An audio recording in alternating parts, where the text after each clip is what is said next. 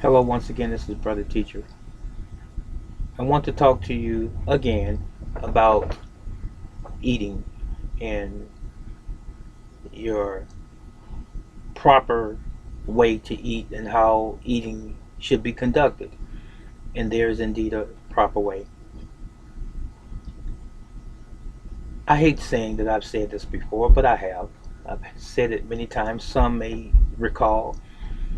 This may also be new to others. Excuse me. But whatever the case, maybe this presentation will be a little bit more uh, informative, easier to digest, no pun intended, uh, but it's the truth anyway. I always encourage you, and I always will encourage you to always check behind me, not only me, but anyone else that claims anything related to health, wellness, and make sure that you do your own research. For those of you that believe in a higher power, being, God, divine presence, I want to refer you to the book of Genesis, chapter 1, and verse 29. And it reads,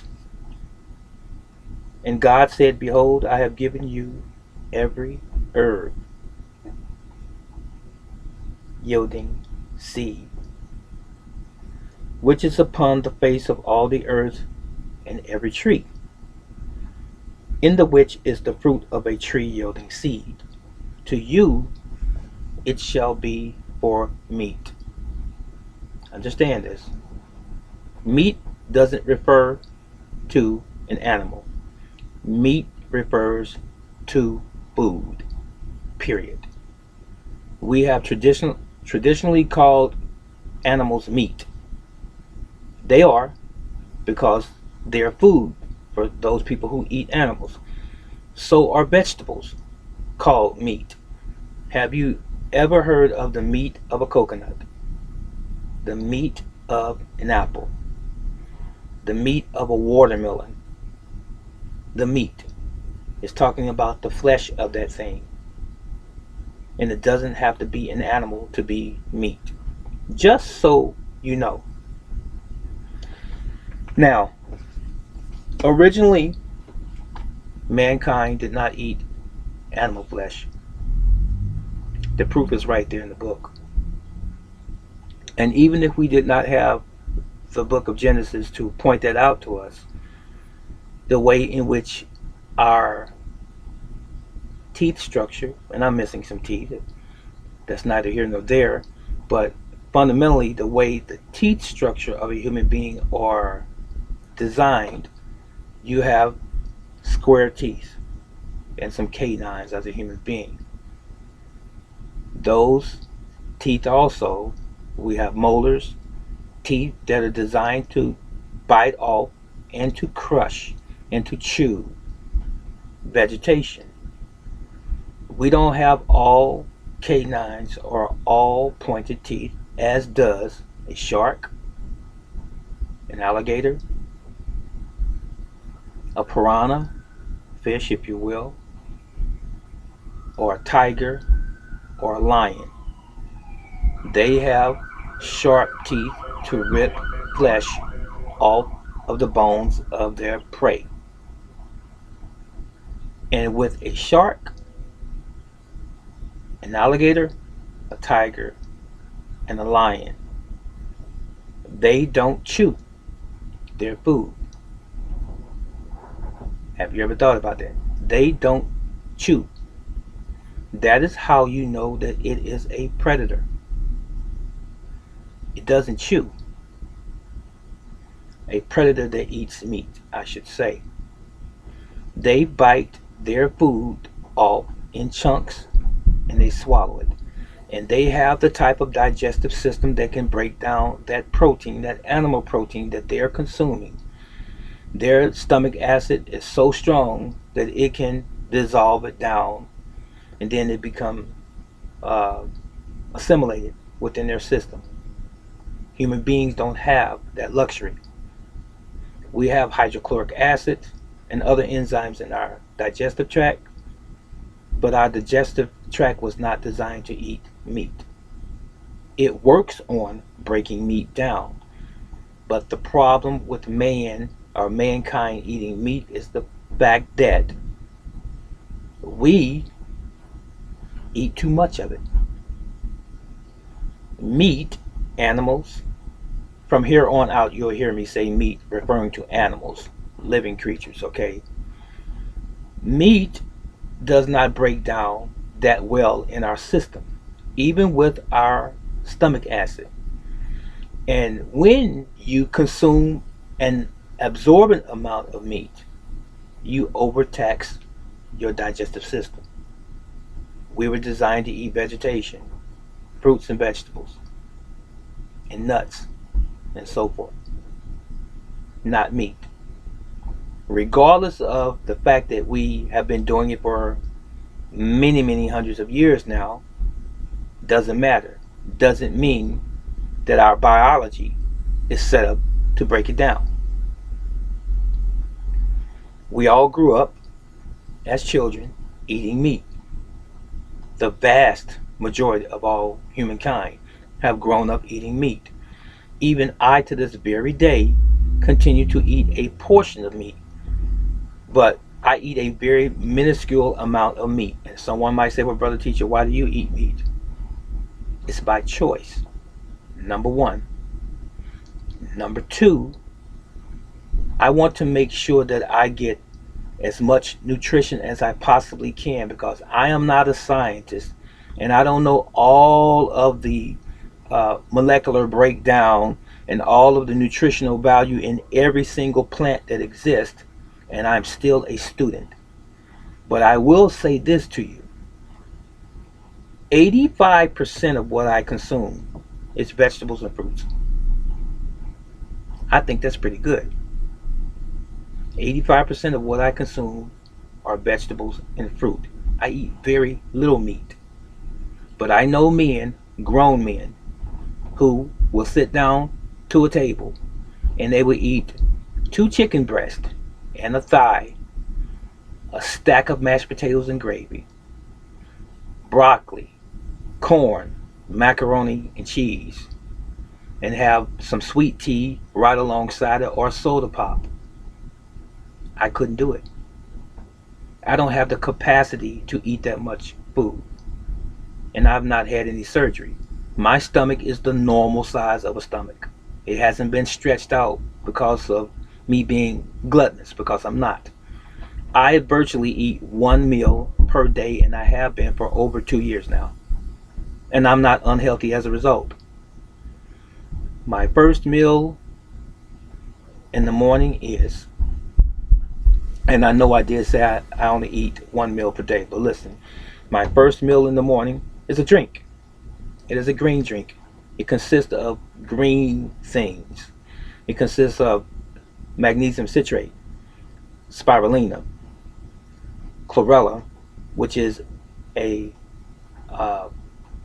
algae, turmeric, which consists of curcumin, garlic, ginger, sometimes milk thistle, which helps to heal and to restore the liver, cayenne pepper, and beetroot powder, and so forth.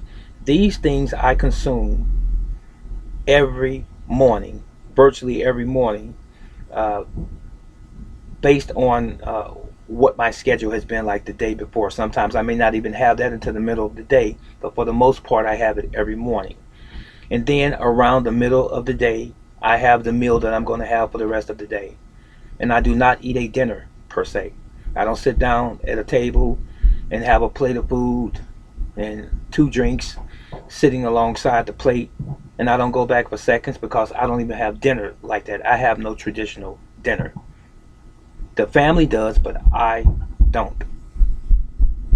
And it's evident in the fact that I look the way that I do. I don't have a gut. I don't have my stomach sitting on my lap. I'm not obese. Of course, I have some measure of fat on my body, but I weigh, 150 57 pounds as I'm speaking to you right now, and I'm nine. What am I? 5'9.5". 5'9.5" and I weigh 157. Some people can't believe that sometimes. They say, I can't believe, when they see me in person, they say, I can't believe that you weigh 157. I'm very muscular, and I think a lot of you already know that. I'm very muscular, and I know muscle is heavier than fat, of course, but I weigh 157 pounds, 159 maximum. So now, let me tell you something about eating. You can't combine all of the things that you like together just because you've been doing it for years. You just can't do it. And if you are overweight, you know it. What's overweight? Well, there's a body weight index that doctors have, a chart and so forth, where they say that if you're a certain height, you should have this much fat on your body, and you should weigh approximately this particular weight, men and women, depending on your age and your height and so forth.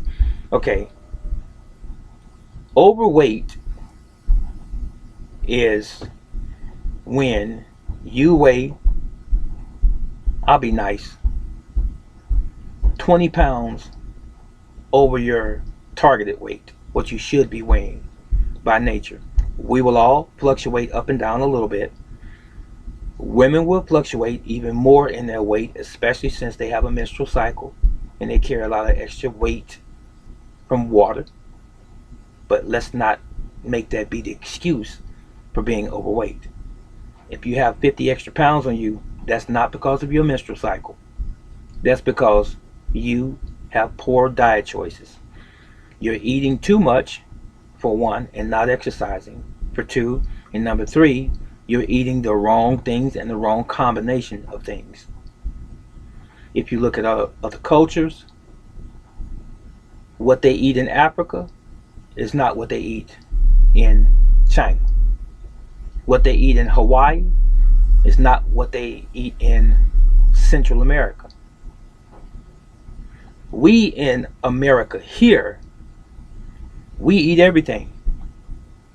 Our people here in America eat everything, and we combine everything, and therein lies our problem. Improper food combinations. Combining.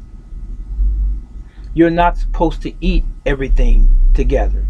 You can't on a Thanksgiving day have turkey, dressing, macaroni and cheese, lasagna, chicken, cranberry sauce, peach cobbler, sweet potato pie, pumpkin pie for some people, and all of these other things, potato salad and so forth, and green beans, all of this stuff on your plate, and combine it together and think you're going to be okay. You are going to suffer for that one. It tastes good. It always does taste good. But you cannot eat animal protein with bread. It stays in your stomach longer. That's just an example. You cannot eat animal protein with pasta. It stays in your stomach longer. Your food is supposed to pass from your stomach once you masticate, chew it, swallow it, and it hits your stomach. It's supposed to pass from your stomach in a relatively short period of time. When you eat fruit, fruit stays in your stomach for approximately 30 minutes and it's out of the stomach. Why? Because it's primarily pre-digested. It is primarily water. Vegetables run a close second to fruit. But when you eat animal flesh, steak, chicken, pork, turkey, it stays in your stomach longer because your stomach has to do extra work to break it down, because it's not normal for us to eat animal flesh. Also, when you eat animal flesh in excess, or animals in excess, it is hard on your kidneys to process that protein. That's a fact. And as I said, speaking of facts, make sure you fact check me after this video if you disagree with what I'm saying. And if you do indeed disagree with what I'm saying, you make very sure that when you counter what I'm saying, you tell me what the actual answer is. Is that fair? I think it is. Because there are a lot of people who always want to point a finger at you and say that's not true, but they can't tell you why. And a lot of times because they are hiding behind an emoji or an avatar of their image, who they really are, they won't show you who they are because they don't identify themselves openly. So they start throwing rocks at you saying that you're not right, that's a lie, and so forth. But they won't give you the answer. And the reason they won't give you the answer is because they don't know the answer. But they just want to throw shade at you. They just want to try or attempt to discredit you. But you can't discredit me because everything that I'm telling you is the truth based on science, based on logic, and based on common sense. It's the truth. I'm not nervous. I'm not uncomfortable talking to you right now because I speak from a position of authority. And my authority is based on the things that I've experienced and that I've studied. It's that simple. Do I know everything? Absolutely not. I don't know everything. I don't know everything about a lot of things, but I know a lot about a lot of things. And I know the basics or the fundamentals of a lot of things. And that's all you really need is a foundation. Once you have a foundation, you can build upon that foundation. You can't build a house unless it has a solid foundation for you to build the house upon. You got? So now, let me throw this at you. Not literally throw. You know what I mean. Anyway, you should not be eating all day long. I know traditionally, customarily, we have grown up eating breakfast, lunch, and dinner. They say breakfast is the most important meal of the day. You just ought to not believe that. If you have a medical issue, I'm not trying to discourage you from eating breakfast or any other meal, but I'm just telling you what the facts are. You need nutrition, vitamins, minerals, protein, and so forth. That's what you need to survive every single day. It's not this much food. It can be this much food as long as you have the proper nutrition. But because we have been indoctrinated, programmed, have had hardwired into us that we have to eat all day. Every time you see a snack, you pick it up and you start chewing on it and just consuming it. It's Doritos, it's nachos, it's hot dogs, it's hamburgers, it's candy bars, it's chocolate cake. Those are not snacks. You might call it a snack. Snacks should be something that's actually healthy. Those sweet treats that you're eating are just that. They're empty calories that are not beneficial to you from a nutritive standpoint. As long as you understand this, then you can navigate in this thing called health better. So, understand what is food and what is not food. And you're doing good then. And in all of your understanding as well, make sure you apply that knowledge. If you know what food is, make sure that you're consuming organic food. Food that's real. Food that's not processed is not food. It has remnants of food in it, and it has preservatives and colors and everything else in it. That's not food. If you go to the grocery store and it's in a package and it has ingredients, that's not food. That's only partially food. Food dies. Food is alive at first, okay? And then it dies once it's harvested when we're talking about fruits and vegetables. When you harvest food, you take it off the tree, you take it off the vine, you take it off the bush or whatever, out the ground, it begins to die. So while it's living is when you should consume it. Your vegetables and your fruits. You consume it then in a very short period of time because it's going to get old, it's going to age, and it's going to wither away and have no more benefit to the human body. Even animals, when they kill chickens on chicken farms, what do? They clean them. After they pluck them, they get them ready for the market, send them to the grocery store, and they refrigerate them to keep them longer in refrigeration. Or they even freeze some meats. Why? Because if you don't refrigerate it, then it's going to what? Spoil. You know why? Because it was alive and now it has died. Okay? Fruits and vegetables need to be consumed in a relatively short period of time. Understand that. Never eat before you go to bed. Never, ever, ever eat a meal before you go to bed. If you feel like you must have something, it should be in the form of a liquid. Soup, broth. One of those things. Bouillon soup or a broth. Something light. The reason I say that is this. Listen to me very, very carefully. When you are up, like I am right now, and you probably are sitting up watching me or walking with your phone in your hand, when you're up and moving around, your metabolism is revved up. Okay? You eat and your food is being digested, broken down, processed, assimilated into your body's tissues and cells. And then it's eliminated through your urination and bowel movement. Okay? When you lie down to go to sleep, at whatever time of day do you do that, hopefully in the evening, when you lay down to go to sleep, there's not supposed to be food in your stomach because you're taxing your body to break down food or to digest food again. When your body is supposed to be repairing itself and healing. What is it repairing and healing from? You being up, going to work, going to school, playing activities, playing with the kids, eating, all of the things that you did during the day. Your body has to recover, it has to recuperate, it has to heal, it has to repair itself while you are asleep. That's why you go to sleep, so your body can heal from all of the activities while it was awake. You were awake. If you eat food and you have food sitting in your stomach, your body has to take on an additional taxation of trying to digest the food while you're asleep and do all of the other healing processes.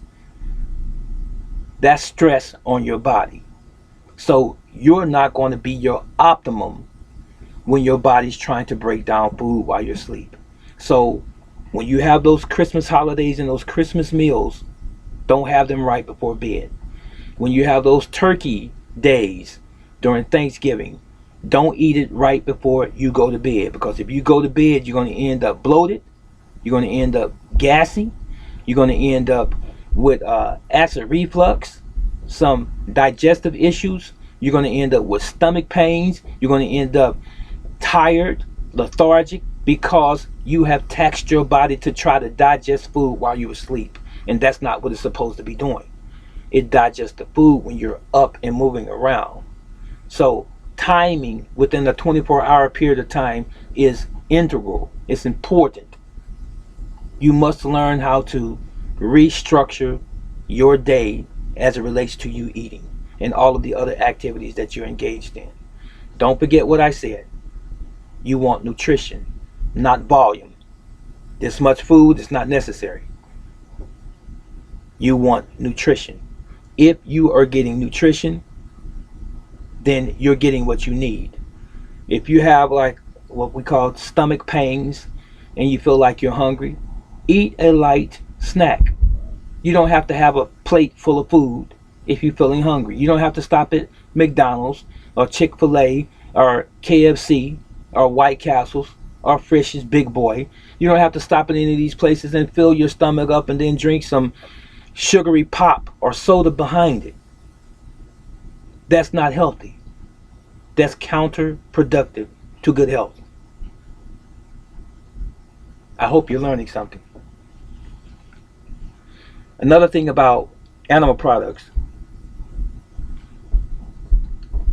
Animal products. I said products, but you know what I'm referring to. I'm talking about eating meat, animals. They're acidic. When you eat chicken, beef and pork, etc., it becomes acid in your body, very acidic in your body. Did you not know that cancer lives very well in acid? The most acidic environment in your body is your stomach. It's acidic because it is supposed to break down all of the food that comes through it.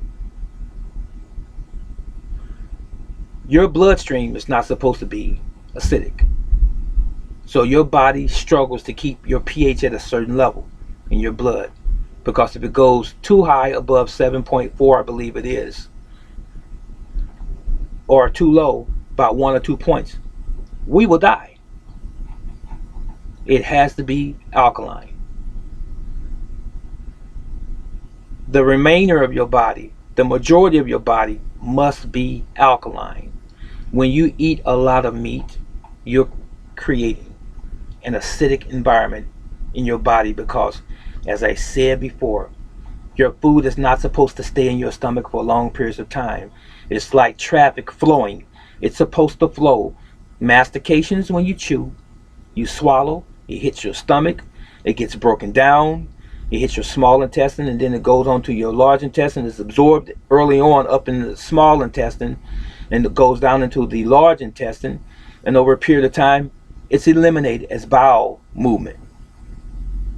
It's not supposed to stay there. And if you have not had a bowel movement every single day, and you are not having a bowel movement for 4 or 5 days, you are constipated. And the reason you're constipated is because you're eating improperly. You're eating the wrong things. You're eating at the wrong time of day. You're combining the wrong things together. Everything was not designed by nature to be combined. You won't find a donut in the forest. You're not going to find a cheeseburger on the ground, in the field, on a farm. You're not going to have a hot dog tree. You're not going to have a pizza bush. These things were created by man. All of these wonderful tasting items that we love, they were created by man. But it doesn't mean that they agree with the human body's makeup and physiology. Am I saying you can't eat anything? No. I'm just telling you to think. I'm telling you to be wise. Now, you can say, well, brother teacher, I'm not going to stop eating my hot dogs. I'm not going to stop eating my steak and potatoes. I'm not going to stop eating XYZ. I'm not encouraging you not to eat what you want to eat. I'm just trying to get you to think about how things actually should be. Now, you take it from there. But remember, everything that you do, there's going to be a consequence. Sometimes things in life have good consequences, and sometimes they have bad. Now, do you want to be on the doctor's list of someone who needs some stomach surgery because you have IBS, irritable bowel syndrome, or leaky gut, or Crohn's disease, or diverticulitis, all of those things associated with your system of elimination, digestive and otherwise? Do you want to be on that list? You constantly popping pills because you have indigestion, acid reflux. All of those things are related to eating. Understand that. Your stomach, take that back, your intestines, your large intestines, is where most of your immune system is. It's supposed to be full of microorganisms that are there, friendly bacteria, to break down all of the bad stuff that passes through it. But you can overwhelm your stomach flora by continuing to consume things that are very toxic and acidic that are not supposed to be there. You've heard of prebiotics and probiotics. You need to probably go on a fast, and you also probably need to have a detox or two and clean yourself out. And then you can see clearly to put those proper things into your diet and restructure and rebuild those bacteria that are in your gut that help to keep a homeostasis environment, a balance, if you will. I hope you have learned something from this. Now I feel like I have to tell you again what I just told you, but let me recap real quick. You don't have to eat all day long. If you take your clothes off and you're embarrassed to look in the mirror with people standing around, or if you had shorts on and a t-shirt and you're standing in front of a full-length mirror and people are standing around, you took your clothes off, would you be embarrassed? Would you yourself be embarrassed of yourself because you are obese? Guess what? It comes from your diet. It comes from you eating too much of the wrong thing, improper food combining again, and lack of exercise. Exercise is not the principal reason that you can't lose weight. It's a contributor, but your diet. I'm not talking about Lane Bryant. I'm not talking about the California diet. I'm not talking about ketosis or anything like that. I'm talking about what you normally eat. That's your diet. What's your diet? What do you eat on a regular basis? That's what your diet is. You need to alter your diet. You need to change your diet. Because if you want better results, then you need to do better things. It's really that simple.